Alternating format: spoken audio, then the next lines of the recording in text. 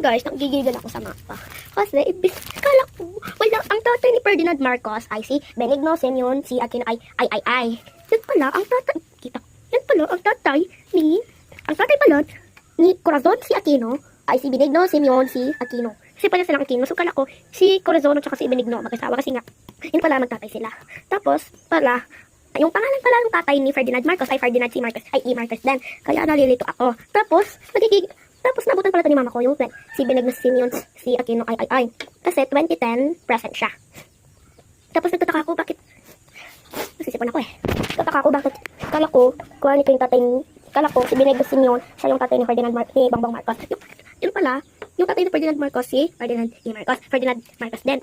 Magkapatid sila ng pangalan. Tapos, ito palang anak niya, si Corazon, si Aquino. Tapos pala, mas matanda pala si Ferdinand Marcos, yung tatay nga ni Bongbong Marcos. Nabang pa sila Bongbong Marcos kasi nga, diba? Ganun.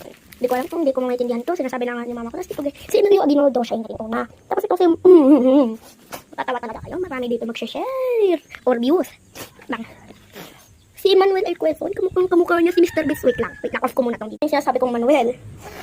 Kainis, Manuel, ba't si Manuel?